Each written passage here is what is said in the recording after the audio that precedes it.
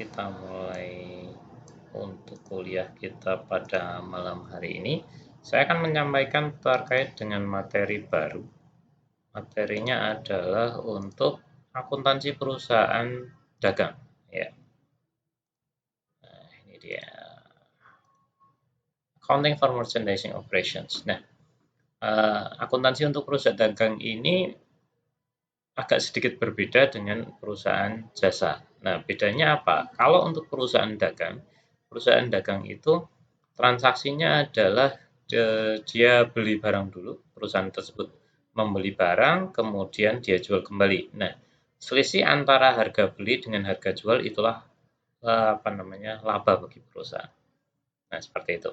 Nah, ada beberapa metode yang akan digunakan, terutama yang dua besar yang digunakan terkait dengan pencatatan persediaannya, yaitu menggunakan transaksinya ini ya, itu menggunakan perpetual maupun metode periodik ya, inventory system. Jadi ada dua. Kalau menggunakan metode perpetual itu pencatatannya adalah mencatat harga pokok penjualan atau cost of goods sold pada saat setiap kali terjadi penjualan. Sedangkan kalau metode periodik tidak mencatat, nanti mencatatnya adalah di akhir periode. Nah, oke, kita mulai saja agar tidak terlalu lama.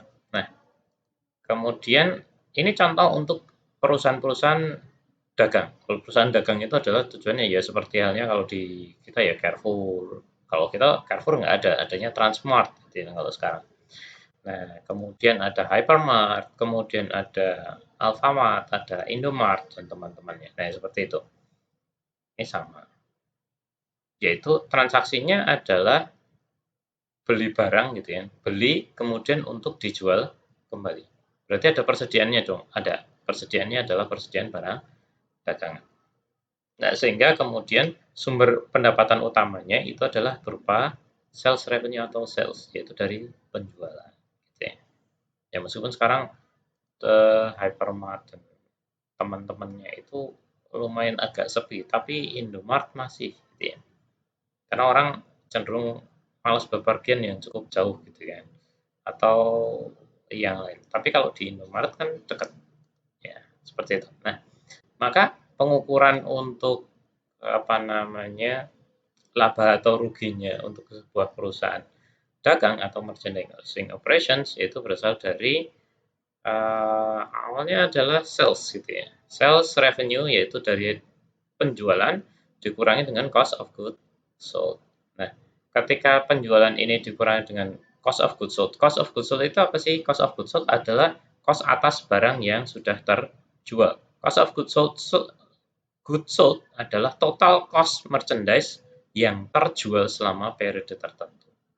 Total cost berarti total harga perolehan. Kalau kita belinya nilainya adalah 10.000 kemudian kita jual 20.000. Nah, maka 10.000 itulah yang namanya cost of goods sold. Karena barangnya sudah terjual. Kalau belum terjual jadinya apa, Pak? Ya tetap cost. Ini masuknya ke dalam inventory. Nah, ketika dikurangi penjualan dikurangi cost of goods sold gitu. Nah, cost of goods sold ini nanti akan jadi sama dengan gross profit. COGS, cost of goods sold atau COGS ini adalah sama dengan dia termasuk elemen expense gitu ya. Tuh. Kemudian dari gross profit dikurangi dengan operating expense dapatlah net income atau loss gitu ya. Oke. Nah, di sini kalau untuk perusahaan jasa tidak ada COGS, nggak ada. Gitu ya. Gross profit nggak ada, langsung ke laba biasa. Oke. Nah, ini perbedaannya antara perusahaan jasa dengan perusahaan dagang. Kalau perusahaan jasa itu adalah si perusahaan itu memberikan jasa. Jasa apa? Jasa bengkel misalkan, perbaikan. Maka kemudian di sini siklusnya kalau belum dibayar jadilah account receivable. Kemudian ada tagihan, diterima cash. Ya sudah begitu siklusnya. Nah, kalau untuk perusahaan dagang ini ada kegiatan yang namanya membeli persediaan by inventory. Kalau di sini ada acme tracking gitu ya. Beli persediaan, dapat persediaan, kemudian persediaan tersebut dijual. Ketika sudah terjual, kalau belum dibayar atau ini penjualannya secara kredit, berarti dapatlah core receivable. Core receivable kemudian tagih, kemudian dibayar, terima cash. Nah, seperti itu. Kemudian, nah ini seperti ini. Ada proses pembelian, ada persediaan yang dibeli. Kalau perusahaan jasa tidak ada. Kalaupun ada persediaan, cenderungnya adalah persediaan barang habis pakai. Oli itu bahan habis. Ada persediaannya, ya, tapi itu bahan habis sebenarnya. Karena oli digunakan untuk mobil ya. Seperti itu. Oke, ini bedanya.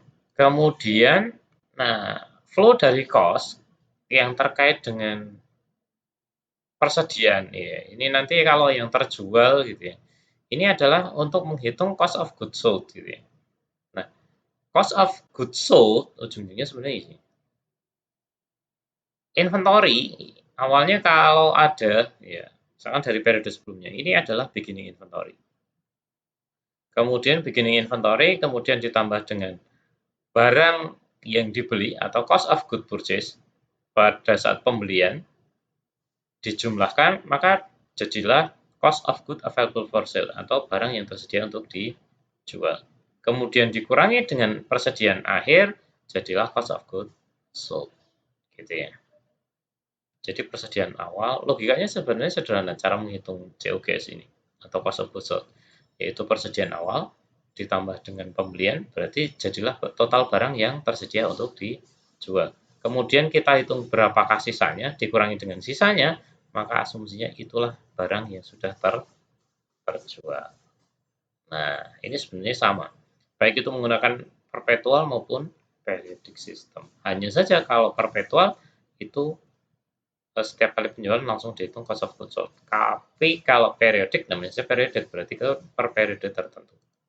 Oke, nah perpetual. Kalau perpetual sistem ini memelihara ya detail pencatatan setiap terkait dengan inventory setiap kali terjadi pembelian maupun penjualan. Kalau menggunakan metode perpetual, semuanya itu dicatat ke dalam akun inventory untuk transaksi pembelian. Jadi pada saat pembelian barang yaitu dicatat dalam inventory. Ada retur inventory, ada diskon inventory yang akan kita masukkan ke recordnya adalah di inventory. Ya. Kemudian mencatat continuously gitu ya, secara terus-menerus menunjukkan bahwa saldo inventory yang di tangan itu berapa. Kemudian perusahaan menentukan cost of goods sold setiap kali terjadi penjualan. Jadi setiap kali jual langsung dihitung cost of goods sold. Oke, itu perpetual. Berbeda dengan periodik, kalau periodik itu tidak melakukan pencatatan atas barang itu, kalau di sini good on hand-nya itu detail enggak. Kemudian cost of goods sold itu ditentukan berdasarkan perhitungan di akhir periode. Cara ngitungnya bagaimana? Tadi di bagian yang tadi. Jadi ada beginning inventory, persediaan awal ditambah dengan purchase gitu kan. Net, purchase net itu berarti ya sudah dikurangi retur, sudah dikurangi dengan diskon gitu. Ini net bersih ya. Kemudian jadilah yang namanya cost of goods available for sale. Artinya barang yang tersedia untuk dijual. Kemudian dikurangi dengan ending inventory, dapatlah yang namanya cost of goods sold. Cost atas barang yang sudah terjual sebenarnya. Berapa sih yang terjual gitu ya. Maka kemudian ini kita bandingkan dengan nilai salesnya penjual, dapatlah gross profit. Gitu.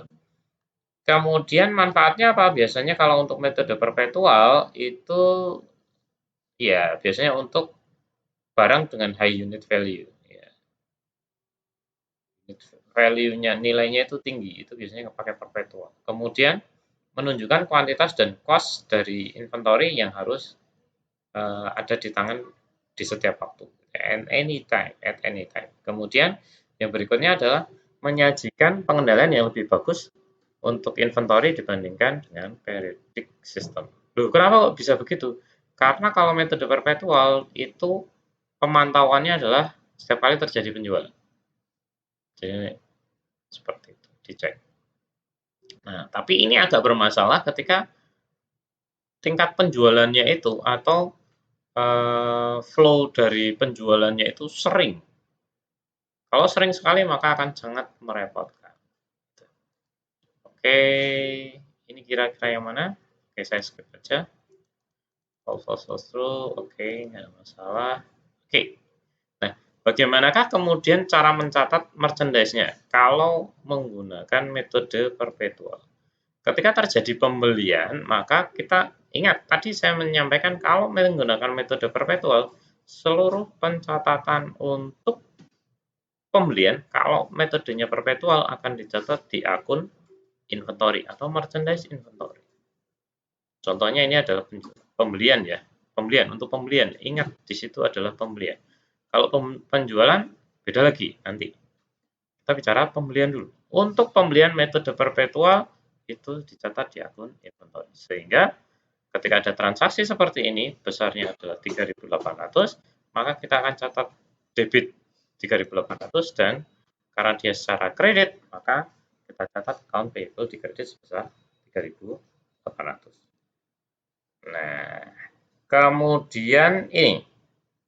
Nah, untuk freight cost. Nah, freight cost ini akan menentukan kepemilikan dari barang tersebut. Jadi ternyata yang namanya ongkir gitu ya, siapa yang nanggung? Itu akan menyebabkan pengakuan terhadap persediaan tersebut. Meskipun barang tersebut, barang yang dibeli masih OTW gitu ya, masih dalam perjalanan. Good in transit bahasa kerennya. Nah, ada dua freight cost ini. Ada istilahnya adalah FOB shipping point dan FOB destination. Untuk FOB shipping point ini berarti yang menanggung ongkirnya adalah si buyer. Karena yang menanggung ongkirnya itu si pembeli atau buyer, maka haknya si penjual hanya sampai dengan ke pengiriman, agen pengiriman. Entah itu JNE, entah itu JNT, entah itu Lion Parcel, entah itu apapun gitu ya. Kalau pakai kapal ya per kapalannya, berarti dari ini penjual diserahkan ke agen pengiriman. Maka karena yang membayar jasa angkutnya adalah si pembeli, maka status barang tersebut ketika masih dalam perjalanan sudah milik si pembeli. Ownership of the goods passed to buyer. Nah, jadi hak kepemilikan dari barang tersebut telah diserahkan kepada si pembeli ketika ya, si public carrier itu maksudnya si public carrier itu agen pengiriman itu menerima barang tersebut dari penjual. Artinya memang barang ini adalah sudah menjadi haknya atau kepemilikannya milik si pembeli. Berbeda dengan FOB destination. Ingat, FOB destination itu tanggung jawab penjual itu tidak hanya sampai dengan ke agen pengiriman, tetapi memastikan sampai ke gudang pembeli. Artinya tanggung jawab penjual itu dari gudang si penjual, kemudian ke transportasinya atau agen perjalanannya, sampai dengan dia akan memastikan sampai dengan di tempat si pembeli. Ketika seperti itu, maka hak kepemilikan atas barang tersebut adalah milik si penjual. Bedanya. Kalau FOB shipping point, si penjual nyerahin ke agen pengiriman. Yang bayar ongkir siapa? Pembeli. Tapi kalau FOB destination, ini yang membayar ongkir, yang menanggung ongkos kirimnya adalah si penjual. Maka hak kepemilikan barang tersebut ketika masih dalam perjalanan merupakan milik penjual. Ya, bukan pembeli ya. Gitu. Begitu sudah sampai gudang maka itu akan jadi milik pembeli. Gitu.